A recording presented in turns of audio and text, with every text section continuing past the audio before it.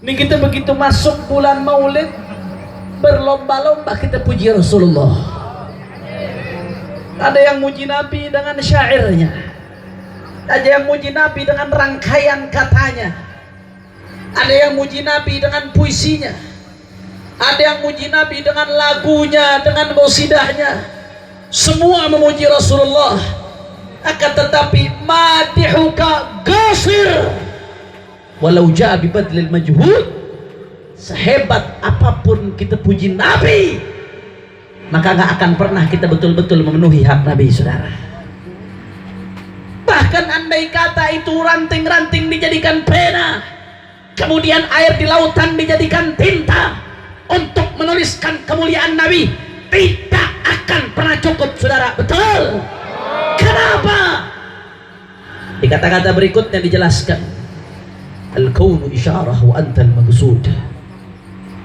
Al-kaunu isyarah, semua alam semesta, langit, bumi, lautan, daratan, jin, manusia, malaikat, binatang, tumbuhan, semuanya hanya isyarah yang menggambarkan kebesaran baginda Nabi Muhammad. Makanya udah dah luar biasa. Kalau udah bicara tentang Rasulullah, maka nggak akan ada habisnya, saudara. Satu kata, sebagaimana disebutkan Abu Ya Said Muhammad menamakan judul kitabnya Al-Insanul Kamil, manusia yang sempurna, saudara. Makhluk yang sempurna. Nggak ada kata-kata yang bisa menggambarkan daripada Rasulullah Sallallahu Alaihi Wasallam. Makanya andai kata ada yang mengidolakan selain Nabi dan para pecinta Nabi, juga ulama pewaris Nabi, selain mereka, manakala ada yang mengidolakan tidak lain dan tidak bukan karena dia tidak kenal siapa baginda Nabi Muhammad, saudara. Andai kata dia tahu bagaimana Nabi Muhammad, cerahnya wajahnya, kokohnya tubuhnya, terangnya matanya, indahnya kata-katanya, wanginya keringatnya, saudara. Andai kata kau kenal Nabi Muhammad, maka gak akan ada tempat di hatimu untuk selain Rasulullah. Makanya kenali Nabi Muhammad. Bulan Maulid ini jadikan kesempatan untuk lebih kenal siapa baginda Rasulullah. Karena kalau kita sudah kenal, al-mahabbah thamaratul ma'rifah. Kalau sudah kenal, maka akan cinta, saudara. Wal ittiba' thamaratul mahabbah. Kalau sudah cinta, maka akan ikut, saudara. Kalau sudah ikut Rasulullah, maka siapapun dia, kecil, besar, laki, perempuan, rakyat, pejabat, melarat, konglomerat, kalau sudah ikut Rasulullah tidak akan pernah rugi, saudara. Betul? Orang ikut Rasulullah nggak akan pernah rugi. Orang ikut Rasulullah nggak akan pernah sengsara. Walaupun kadang-kadang zahirnya kelihatannya sengsara, dia berjuang bela agama Nabi, di penjara, dicaci, dimaki. Walaupun zahirnya kelihatan sengsara, tapi pada hakikatnya dia bahagia, saudara. Kenapa? Karena dia ikut baginda Nabi Muhammad Sallallahu Alaihi Wasallam.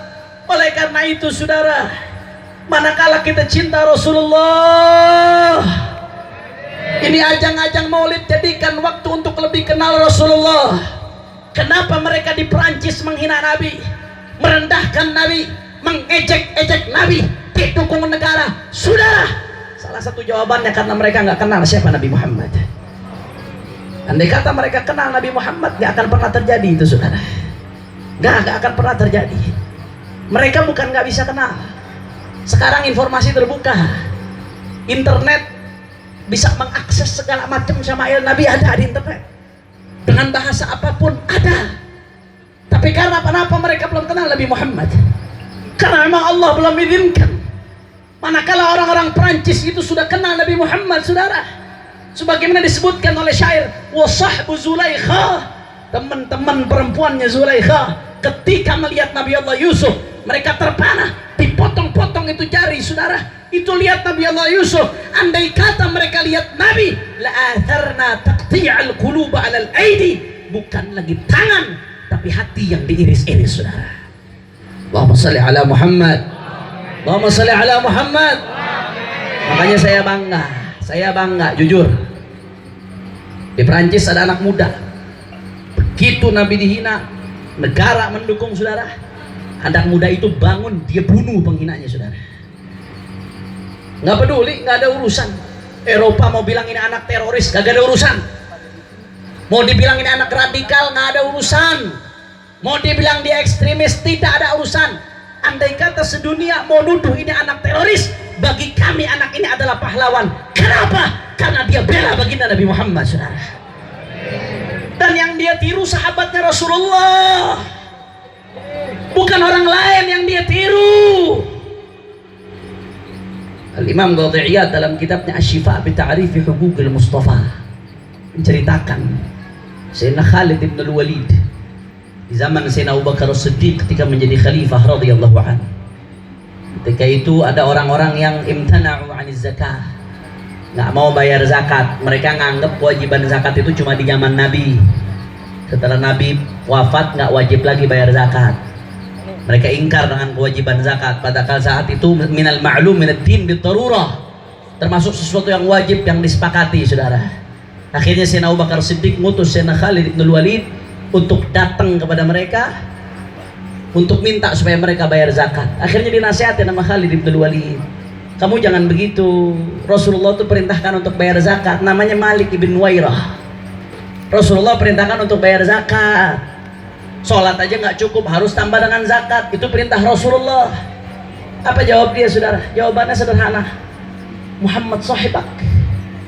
Kalau bahasa Betawinya Malik bin Wairah jawab, yang nyuruh siapa? Muhammad temen lo.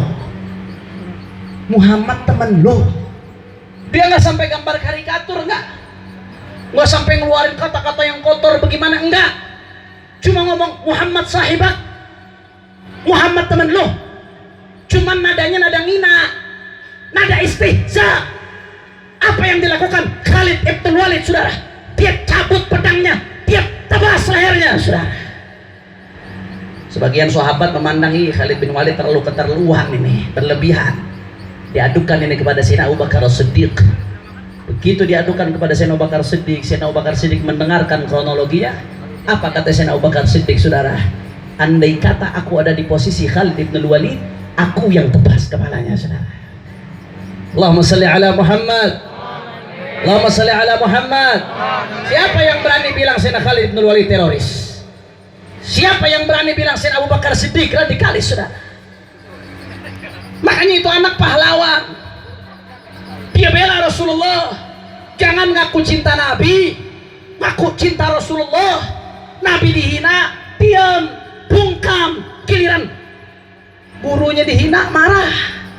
Organisasinya dihina, lapor sana, lapor sini. Alma maternya dihina, kebakaran jenggot, saudara. Giliran Nabi hina, rahmatan lil alamin. Yang begitu ada apa kagak? Yang begitu ada apa kagak? Itu yang begitu tuh kalau hadir maulid kebulinya kebanyakan micin itu, saudara. Jangan sembarangan kau. Tunjukkan dong kemarahanmu. Sayyidina Al-Imam As-Subki nulis kitab, satu kitab full, judulnya As-Sayful Maslul ala man sabbar Rasul. Di kitab itu Al-Imam As-Subki panjang lebar jelasin. Kesimpulannya arba' madahib, 4 madhab sepakat, kata Al-Imam As-Subki, kalau ada orang yang hina Rasulullah Sallallahu Alaihi Wasallam maka hukumannya adalah hukuman mati. 4 madhab sepakat, Hanafi, Maliki, Syafi'i, Hambali, sepakat 4 madhab. Cuman ulama ada beda pendapatnya dalam masalah sebelum dibunuh diminta tobat dulu apa kagak. Menurut madhab Syafi'i dimintain tobat dulu. Kalau dimintain tobat dia masuk Islam lagi, dia tobat, maka nggak jadi dibunuh. Tapi madhab lain ada yang mengatakan nggak perlu dimintain tobat, langsung hajar, sikat langsung, saudara. Al-Imam As-Subki dalam kitab ini ketika di mukadimahnya beliau cerita apa? Ketika itu ada penghinaan di zaman beliau kepada Rasulullah. Imam Subki bilang apa? Sebenarnya saya mau eksekusi, cuman saya kagak mampu. Beliau ulama, pedangnya itu pena. Imam Subki ulama menyatakan keadaan yakuna mujtahidan. Saking alimnya Al-Imam Taqiyuddin Ali bin Abdul Kafi As-Subki, saking alimnya hampir-hampir beliau jadi seorang mujtahid, saudara. Pena pedangnya beliau. Beliau katakan saya sebenarnya mau eksekusi, tapi saya nggak mampu, kata beliau.